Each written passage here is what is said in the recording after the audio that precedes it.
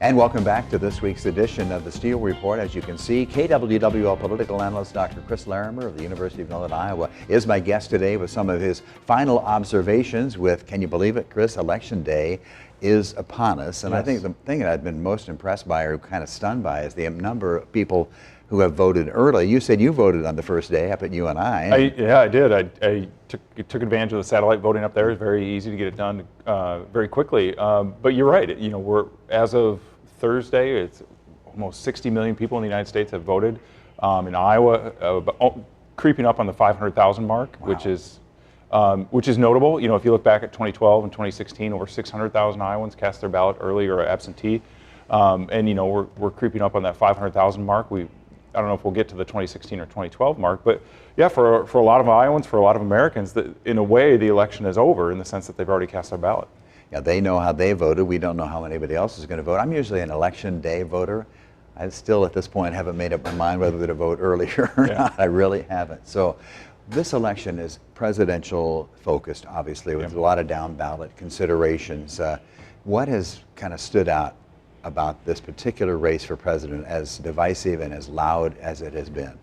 I mean, you know, obviously with the change at the top of the ticket for the Democratic Party, where you go from President Biden to Vice President Harris, that really, a lot of people say that shook up the race. But then really since then, you look at the polling and it's been pretty stable over the last two months or so, where you haven't seen a lot of movement. And that it's down to what seems to be seven battleground states. And within those battleground states, you don't see a lot of movement. So there's all this attention on those 7 states, but we really haven't seen a lot of movement in the polls over the last several weeks. And so I think the fact that we're still at that point where it's really up in the air, nobody really knows what's going to happen, and all the attention is on those 7. What people are looking at when it comes to Iowa is there going to be a swing, right? We've seen swings in the past in Iowa, whether, you know, going all the way back to 1984 to 1988, or, you know, 2000 to 2004, or, you know, in 2012 to 2016. There have been, you know, double-digit cross-partisan swings where it's gone Democrat to Republican or Republican to Democrat. I think in Iowa the question is it going to be a closer race, you know, than what we saw in 2016 or 2020, where you had the Republican candidate Donald Trump winning by, you know, 8-9 percentage points? Does that come down a little bit?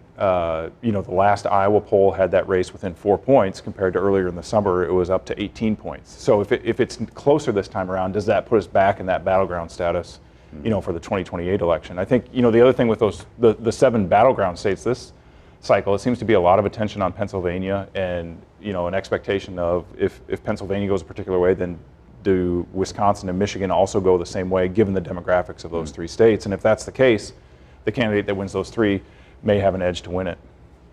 Yeah, I mean, you look at the overall race, I mean, it's very, very tight. And Chris, for these polling operators, that last poll just before the election is really important.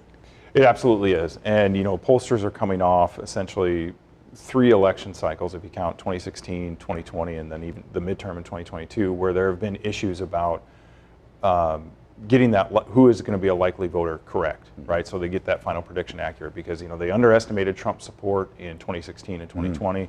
They underestimated Democratic support in 2022. So I think the question for this cycle is, have they made enough corrections over those 3 cycles to be closer to what the actual electorate is? I mean, that's the challenge for every pollster, is you try to identify who is a, quote, likely voter. In other words, someone who's going to show up on election day or vote early. And if that voter is honest when you're doing the survey, then you have a pretty good poll result. But if you can't do that, then that makes polling really challenging. And so I think that's another one of those stories that we're trying to figure out. Did pollsters make enough corrections from 2016 to get it correct, right? Because they underweighted on education in 2016. They missed some of the suburban vote and some of the other election cycles. I think there's a big question out there for pollsters in terms of how close are they going to get the result, right? Because right now they're saying that essentially 43 states, we have a pretty good idea of what's going to happen. It's those 7 battleground states where we think they're really close. If we don't see a close margin in some of those 7 battleground states, then I think pollsters are going to be asking, you know, what do we miss this cycle? What's the variable that we didn't weight properly on? Who would have thought, you know, several months ago that President Biden wouldn't even be on the ticket, you know? Right. And that was the really big shakeup, because we see it in poll after poll, at least among Democratic voters or likely Democratic voters, that their level of enthusiasm, their excitement, their optimism about the campaign fundamentally changed that last week in July when it went from President Biden to Vice President Harris being at the top of the ticket. For the Democratic Party now, I think the big question is, to what extent were they able to sustain that momentum or that excitement to all the way through Election Day, where they have turnout that was higher than what they expected back in the early part of the summer? So former President Donald Trump, he's really needs suburban women this time around. He's also really been going after African-American men. He's really seen an opening there within going against the Harris campaign. Here, though, there have been two key issues, it seems, in all the ads that we've seen in the District 1 and 2, of course, the big races around here. Randy Feenstra out in the 4th District, he's pretty much a lock, it looks like. The Central Iowa race in the 3rd, that's going to be very close. The key issues, though, for the Democrats have been reproductive rights. Republicans, as you've mentioned, pushing immigration. Yeah, those have been the two dominant issues throughout the campaign, that the Republican Party is pushing this issue of immigration, talking about it in terms of national security. The Democratic Party is talking about reproductive rights, the change in reproductive rights at the state level since the Dobbs decision overturned Roe v. Wade 2 years ago. And both parties are trying to use those issues to activate their core set of supporters. I mean, again, we talk about presidential campaigns coming down to quote, mobilizing the base. Both sides are pushing really hard with those two issues to try to mobilize their base and activate voters, not only their regular voters, but voters who maybe vote in 1 or 2 of the last 4 presidential elections. Are those issues that activate emotions enough in those voters that get them out to the polls? So let's talk, first of all, let's talk the 2nd District race. We have two-term Republican Ashley Hinson up against Democratic newcomer Sarah Corkery. And again, that is one really where Corkery is focused solely on reproductive rights.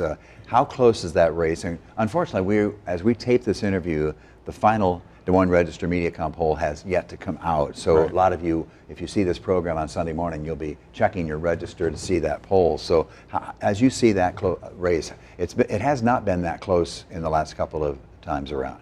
Yeah, that race is, if you think about the 1st, 2nd, and 3rd congressional districts in Iowa, that race is probably maybe the least competitive. That's not to say that it's not competitive. It's just maybe the least competitive of those 3, not counting the 4th district. And you look at the fundraising numbers. You look at Congresswoman Hinson's status as now running for re-election for a 2nd time for her 3rd term, right? And typically the first re-election run's the most difficult. She's passed that. It has widespread name recognition, and the polls in that district suggest that there's a notable gap between the two candidates.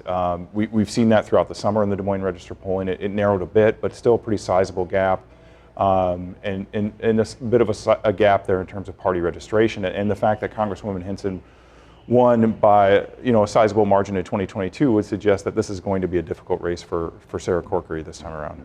And what about the 1st district? Remember, let's go back two times when Rita Hart and Dr. Marionette Miller Meeks, they were in a battle which was decided by 6 votes. Now the 2nd, so Miller Meeks going again this time around, but 2 years ago in the rematch, or the first time that they matched, this is a rematch against Christina Bohannon. That was a over 20,000 point difference, or vote difference. So as we talked with Christina Bohannon in her interview, we've had all the candidates on this show, by the way, and you can check those out on kwwl.com. I just said to her, you have to change the minds of 10,000 people. That race looks to be closer, though, than anyone anticipated. It does seem to be closer, and you look at fundraising. It's fairly tight in terms of fundraising. You have 2 candidates now with Christina Bohannon running again. She has more name recognition than she did the last time around, and so as you mentioned, you're seeing the Democratic Party really push hard on the issue of reproductive rights because they see that particular district as one. If there's an activation of a sizable number of Democratic-leaning voters, or maybe independents who lean Democratic, that race could narrow quite a bit, and I think that's what Democrats are banking on, is that the so-called nationalization of these House elections, where they get caught up in the national conversation. They're hoping that optimism, maybe that excitement from the summer, spreads down to that district, and that you see a pretty tight race at this point. So we always have some good local races, but the one I think everyone's focusing on is the Senate District 38. So you have a Democratic incumbent in Eric Giddens against former Cedar Falls City Council member Dave Sires, the Republican candidate. And you had a chance to moderate a debate recently involving those two. They go head-to-head pretty good. They do. I mean, it's a very sharp contrast between Senator Giddens and former council member Sires. And it's a really unique district. It's sort of a microcosm of the state of Iowa in the sense that you have that urban area with Cedar Falls, but then you have very rural parts of several counties within the district. And so that rural-urban divide, you see that in the district, and then you see that in terms of, the activity of the two candidates, who the voters are they're reaching out to, the expectations, the fundraising, all that plays into that. So it has become a pretty competitive race. I know in Hudson, of course everybody knows I live in Hudson, so there was a gentleman walking through our neighborhood, and a lot of people aren't home during the day, but they were dropping off pamphlets in Dave Sires, trying to get support for him, and that's sometimes how you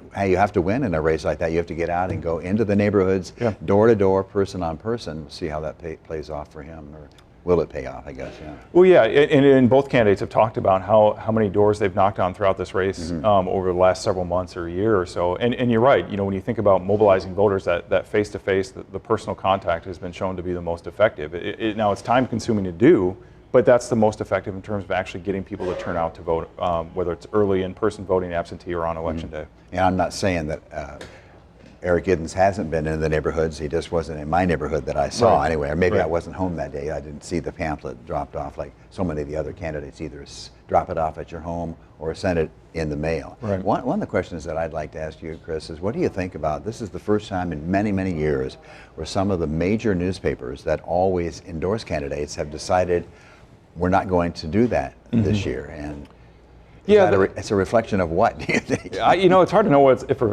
there's a lot of speculation about what that could be a reflection of. If that's the motivations of the editors of the papers or what's going on there. The other part of this too is, from a political science perspective, it's hard to measure endorsements, because what you're trying to figure out is did it persuade a voter or did it mobilize a voter who was already leaning that particular way? I think, when you think about some of these endorsements, they're likely things that happen that sort of reaffirm the way a voter feels about a particular person. So it may not persuade them, it gives them more a sense of security, or just reaffirms their pre-existing beliefs about a particular candidate, and they're more likely to follow what the newspaper had said because they were already leaning that way. So I think the power of endorsements is something that's hard to figure out, but it's interesting to see this cycle, I guess, that these major newspapers are not going one way or the other. Yeah, and of course, even at the Washington Post, several editors, I think, resigned in protest because the owner, Jeff Bezos, said they were not going to endorse this year. It's his paper. I always kind of felt that if we endorse somebody as a television station, it would taint our coverage. And I've always kind of felt that way about newspapers. As soon as you endorse someone with your newspaper, it kind of taints in a sometimes subtle and sometimes blatant way that who you're favoring. That just has never seemed right to me. It's an interesting balance. And again, it's hard to know why they are deciding this cycle where you see all these newspapers do it. If it was that maybe they had been thinking about it, but then once one major paper did it, they felt more comfortable in doing it. It's hard to know. I think whether it's a newspaper or the Harris campaign is talking about a lot of these Republican elected officials or former Republican elected officials who are endorsing her campaign. The effect of endorsements is something that's just really hard to measure. Vice President Harris needs to get the vote of African-American men, and some of the polls have shown that has gone a little bit the other way, which is really surprising because Democrats are always supported by African-Americans. Yeah, the gap in terms of the support for the Democratic candidate among African-American voters has narrowed considerably since what we saw in 2008, 2012, and then even 2016 to 2020. And so, former President Obama has held rallies now for Vice President Harris, specifically talking to African-American men, encouraging them to turn out to vote for Vice President Harris. And it's clear it's a key demographic because, if you're talking about these 7 states and African-American voters in some of those 7 states, and if it's down to, 10, 20, 50,000 voters, that's where a state can swing, and that's where this presidential election can potentially swing. And so you're absolutely right. That gap that we normally see between the Democratic and Republican candidate among African-American voters, particularly African-American men, has narrowed considerably this cycle, and I think we've seen the Harris campaign react to that. Yeah, and I think one of the key issues of that is the fact that it all reflects on the economy. How am I doing personally? How's my family doing? Yep. And a lot of African American families are taking that to heart. Really, what has been happening in the last 4 years? Am I better off?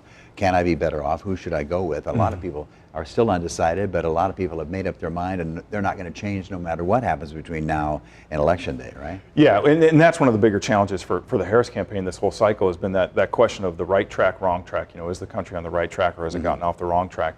That has, been quite negative throughout the election cycle. The question of are you better off or worse off has also been negative. And so if you're an incumbent running it for re-election and you see those numbers as being particularly negative, whether it's the right track, wrong track, or better off, worse off, if those are negative, that spells trouble for an incumbent. Now, obviously for Vice President Harris, she's not necessarily the incumbent, but she's part of the ticket that was going to be the incumbent re-election campaign. And so that feeling of sort of economic security is also a big part of this campaign. And it's been a challenge since Vice President Harris took over in late July. So as overall turnout on Election Day is very, very important, despite what we talked about, the millions and millions of people. A lot of you have already voted early. So, but bad weather can happen, things can happen on a day that might prevent someone from voting. So, like I have made my mind up, as I mentioned. You've already voted, so you know what you're doing. But how important is that Election Day turnout to just mobilize your final supporters that are on the fence? Yeah, well, it's incredibly important. And I think, and I also think about it in terms of combination of what's happened with early voting so far. In previous election cycles, there was a considerable gap between if you look at the party registration of those early voters, right? It tended to skew Democratic. From the party registration numbers that we have so far, that gap has narrowed considerably. That is, that you see more Republicans using early in-person or absentee voting than they have in the past, and the gap between Democrats and Republicans doing that is down to just a couple of percentage points nationally for the states that we have that data or those data in, and then in Iowa it's also down to just a couple percentage points. So, I guess the question then is, what does that look like for Election Day? Because then typically there's a gap there favoring Republicans on Election Day turnout, that Republicans are more likely to vote on Election Day than Democrats. And do we see any sort of change in that because of the changes we've seen with early voting? I think that's one of the questions. And then all of this comes on the heels of the 2020 presidential election, which was done during a pandemic when many states automatically sent out requests for absentee. And so a lot of people were early voting in the 2020 presidential election. Do they go back to changing to Election Day voting? I think that's one of the big questions we need to have answered on Election night. Okay. Dr. Larimer will be with us right here on the set for Election Night coverage. Looking forward to that, Chris, as always. Really appreciate that. We're going to wrap things up here on this week's edition of the Steele Report in just a moment.